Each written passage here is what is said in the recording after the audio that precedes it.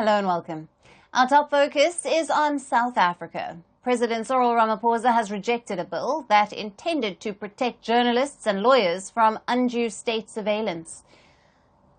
Now, Ramaphosa has returned the bill to Parliament, calling it unconstitutional. The bill in question is called the RICA, that stands for Regulation of Interception of Communications and Provision of Communication-Related Information Amendment.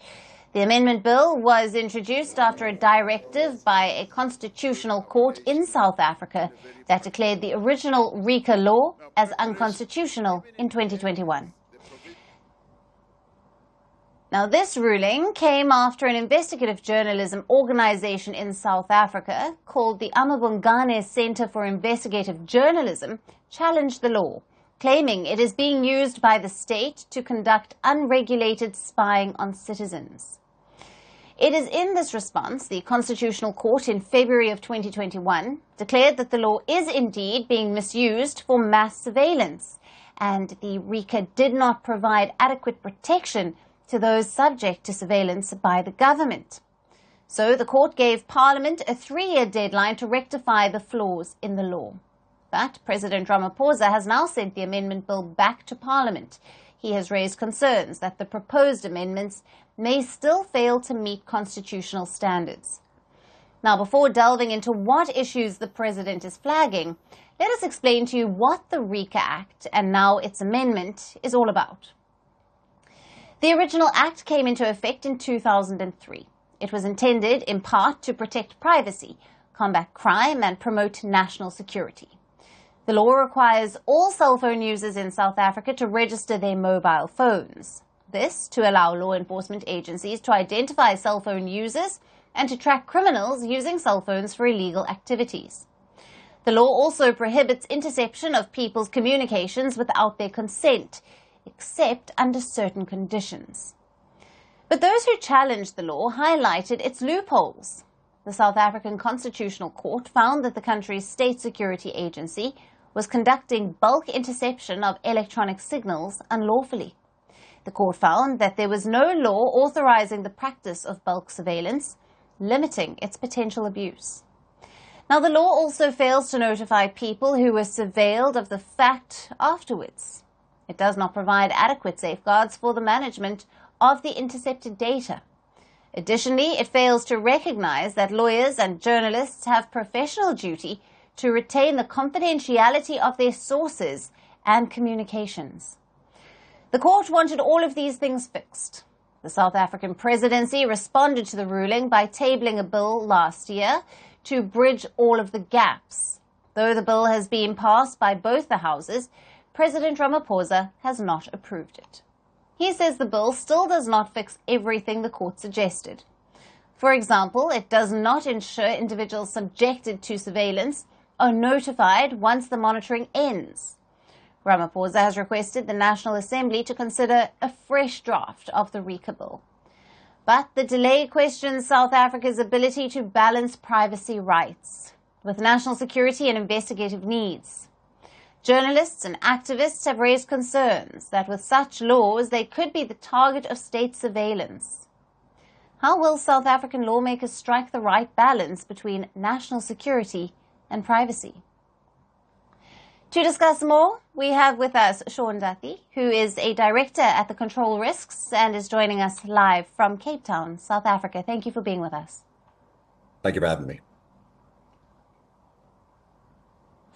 Now, how does the rejection of the surveillance bill reflect President Ramaphosa's stance on the balancing of national security with the constitutional right to privacy? And what precedent does this set for future legislation in South Africa? Yeah, well, I think the Ramaphosa's refusal to sign the bill is more about the recognition that the bill in its current form still does not fulfill the requirements which caused the Constitutional Court to strike it down in the first place. I don't know if you can say that Ramaphosa sent it back to the National Assembly because he was generally unhappy about the balance between national security and the right to privacy, but I think much more because they knew that there would have very likely been another legal challenge if they had signed the bill as is, and the RICA law would have been struck down for a second time.